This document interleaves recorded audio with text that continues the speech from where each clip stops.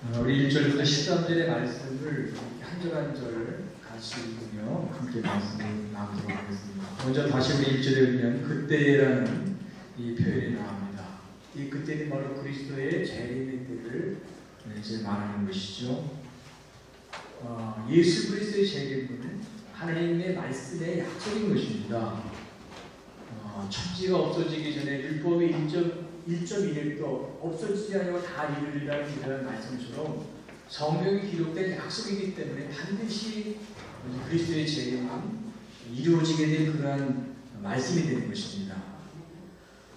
그때 천국은 마치라는 그런 말씀이 나와요. 천국. 여기 이제 하늘나라로 그렇게 이제 예수님께서 말씀하신 것인데, 이 천국을 이제 다른 복음서에는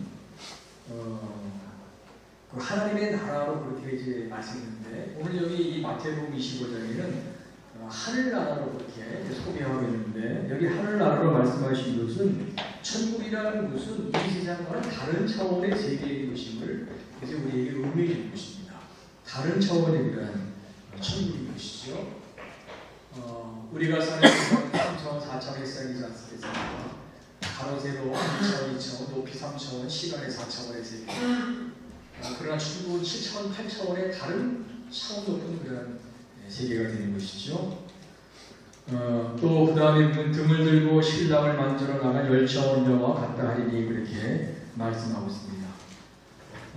이 말씀을 이해하기 위해서 이스라엘의 그 결혼 풍습을 우리가 이해를 하고 있는데, 이스라엘의 결혼 풍습은 보통 이제 저녁 때 시작해가지고 그 다음날 저녁까지 이제 하루 계속 된다는 것입니다.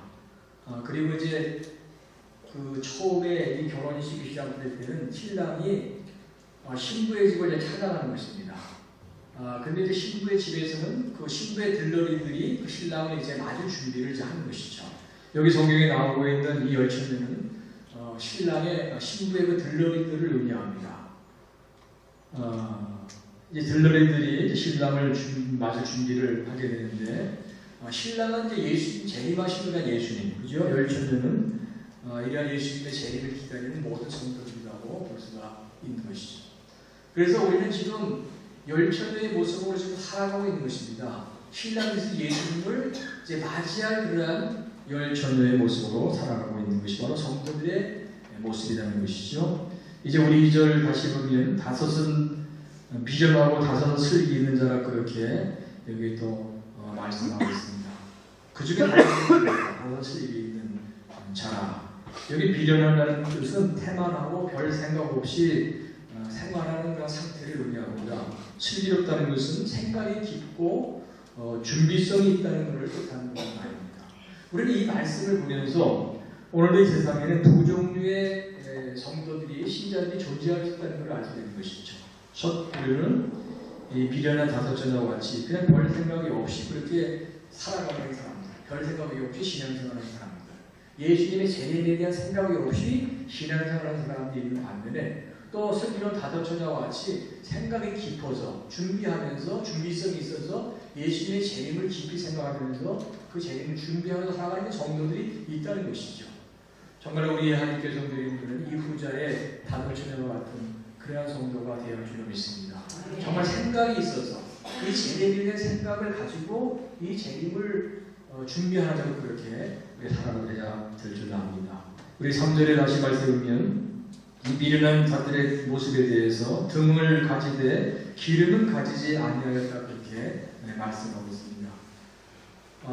그 당시 이제 그 등의 모습 횃불 모양이 있다는 횃불처럼 이렇게 등이 되어져 있는데, 그 횃불이 계속 타오르기 위해서 기름을 이제 거기 채워야 되는데, 그 기름은 보통 한 15분 정도 이렇게 타면 또 다시 기름을 공급을 해야 한다는 것이죠. 그래서 미련한 자들이라는 것은 계속적으로 그 횃불에 기름이 타도록 그렇게 기름을 준비하지 못하고 있었던 그런 자들을 의미한다고 볼 수가 있는 것입니다. 근데 우리 성경에 보면 우리 성령, 이 기름을 성령으로 그렇게 이제 비유적으로 말씀하고요. 우리 성령 어노인팅이라는 그런 단어를 많이 씁니다. 성령의 기름 부으심. 그래서 이 미련한 다섯처녀는 사실 성령의 기름 부으심이 계속적인 기름 부으심이 없기 때문에 경건의 모양은 있지만 경건의 능력을 잃어버린 그런 사람들을 의미하는 것이죠. 반면에 이 다섯천녀, 슬기로운 다섯천녀는 계속해서 이 성령의 기름 부음이 있어가지고 정말 이 성령으로 충만해가지고 늘 예수님의 재림을 생각하고 이 재림을 준비하고 살아가는 그런 다섯천녀. 오늘날 우리 믿음의 성도들이 바로 이러한 정말 다섯천녀 같은 슬기로운 자들이 있게 되도록 우리가 늘 신앙의 뜨거움을 유지하는 것인데 뜨거움, 우리의 신앙의 뜨거움. 에베소 5장 18절에 보면 우리가 받아야 될 것은 다른 것이 아니고 오직 성령의 충만함을 받으라 말씀했습니다. 성령의 충만함. 더 정확히 성령으로 충만함을 받으라. 성령으로. 왜냐하면 우리 현대 그리스도인들은요, 우리 안에 채워진 것이 너무나 세상적인 너무나 많습니다. 이제 우리 채워진 세상적인 건 다 우리는 그걸 다 내버리고 이제 성령으로 우리의 마음을 채워야 됩니다. 성령으로. 우리의 심령을 채워가지고 정말 우리 마음이 뜨거워져가지고 우리 성령 충만해져. 우리 주님의 재림을 우리가 기대하며 준비한 자로 그렇게 살아가도록 해야 하는 것이죠. 우리 4절 말씀에 다시 보면 슬기 있는 자들은 그릇에 기름을 담아 등과 함께 가져갔더니 그렇게 말씀하고 있습니다. 이렇게 슬기 있는 자들은 이 다섯천녀는 이제 신랑이 늦게 올 수도 있는 것이기 때문에 그 신랑이 늦게 와도 신랑을 맞이할 그런 준비를 이제 하고 있었던 것을 이제 말씀하는 것이죠. 오늘도 우리 성령 충만하기 위해서 늘 예수님 하나님을 교제하고 말씀 붙들고 기도하는 그런 생활이 필요한 것이고요. 우리 또 이 말씀을 통해서 깨닫게 되는 것입니다. 5절의 말씀에 보면 신랑이 더디어 오라는 그런 말씀이죠. 이게 결혼식이 유대 풍습에 이제 이스라엘의 결혼식이 밤에 이루어지기 때문에 신랑이 더디오는 경우가 종종 있었다고 해요. 밤에. 여기서 우리가 주목해야 될 것은 신랑이 더디움을 통해서 기름을 준비하지 못한 그러한 처녀들에게 신랑을 맞이할 수 있는 그런 기회를 놓쳐버리게 된다는 것입니다. 결국 신랑을 맞이할 수 있는 그런 기회를 놓쳐버리므로 그들의 화가 임하게 되었다는 것을 우리에게 말씀해주는 그런 내용이라고 볼 수 있는 것입니다. 그래서 주님의 재림이 지체되는 것은 믿음이 정말 없는 자들도 믿음이 적은 자들도 마찬가지고 이것이 바로 미쳐지게 된다는 것을 우리에게 또 교훈해주는 그런 말씀이 되는 것이죠. 주님의 재림은 우리가 생각하는 것보다 더 늦어질 수도 있는 것입니다. 여기 좀 더 잘세라는 그런 말도 나오지 않습니까? 신랑이 더디오므로 다 절며 잘세. 이 미련한 다섯천녀는 신랑을 기다리다가 그냥 절게 되었다는 것입니다. 그만큼 신랑이 더디게 왔다는 것을 이제 의미하는 것이죠.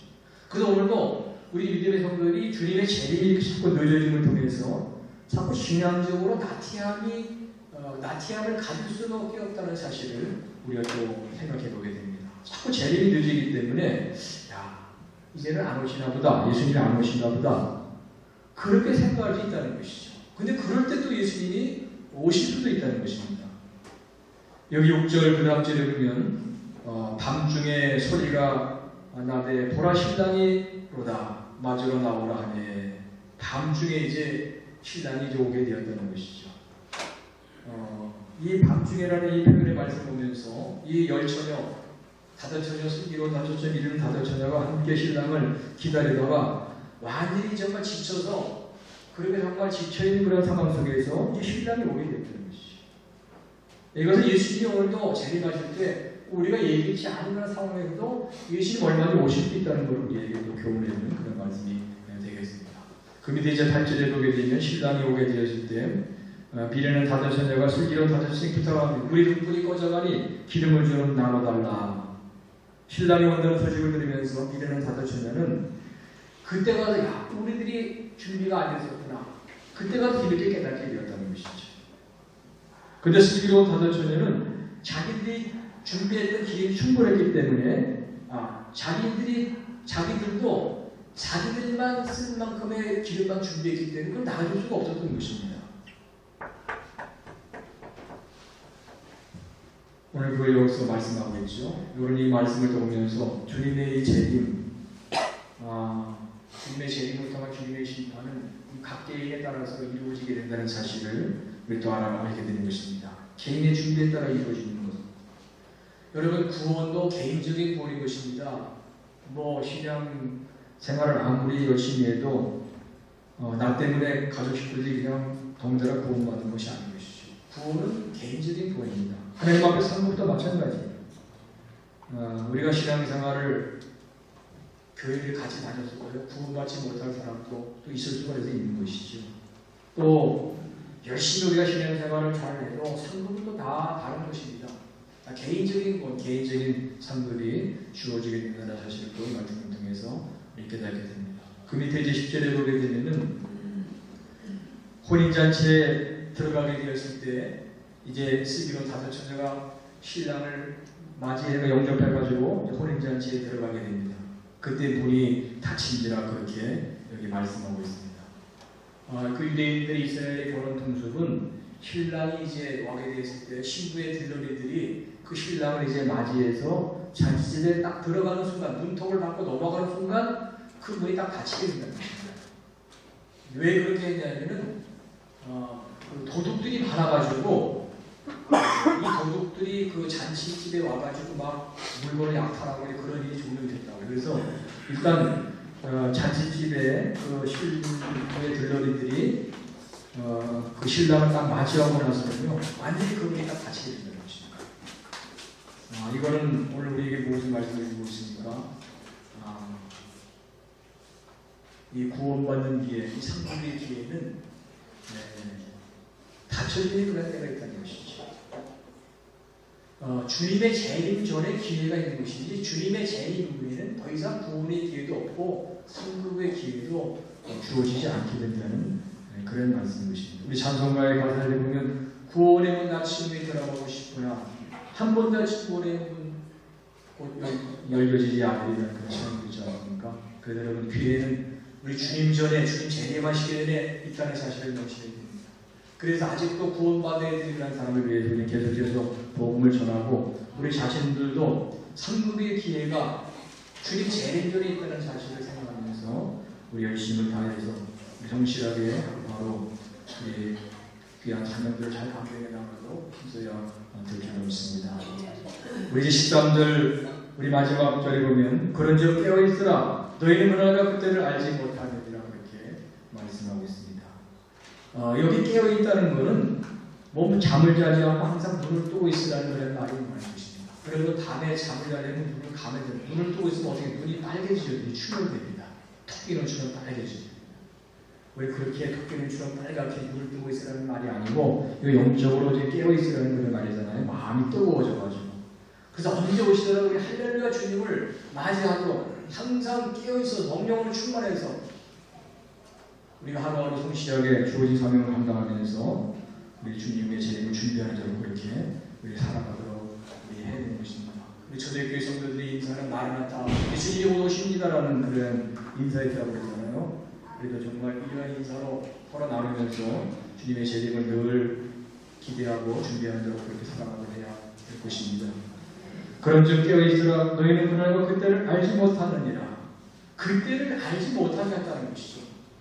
그래서 우리 영적인 긴장감을 가져야 되는 것입니다. 영적 긴장감을 가지고 신앙생활을 해야 되는 것입니다. 그래서 여러분 우리가 여러분에게 살아가시면 스트레스를 받고 문제를 만나고 어려움을 당할 때 막 속상하고 낙심하고 막 원통하고 할 때가 있죠. 그럴 때 우리 믿는 사람들은 주님의 오실 때가 가까이 왔다는 생각하면서 더 우리는 기도하고 더 말씀 붙들고 그렇게 해야 되는 것입니다. 그렇지 않겠습니까? 또 편안할 때도요, 평안할 때도 나태하지 말고 내 스스로 나를 일깨워서 열심히 기도하고 새벽을 깨워서 기도하고 열심히 기도하고 말씀 붙들고 우리 나아가는 그렇게 살아가야 되는 것이죠. 우리 마태복음 24장 또 25장에 이 종말에 대한 말씀을 나누면서 지금 우리 생명의삶 큐티가 요한계시록 내용입니다. 요한계시록의 말씀을 여러분들 늘 묵상하시면서 우리 마지막 때를 지혜롭게 준비하며 살아가시는 하나님의 사람들이 다 되시기 바랍니다.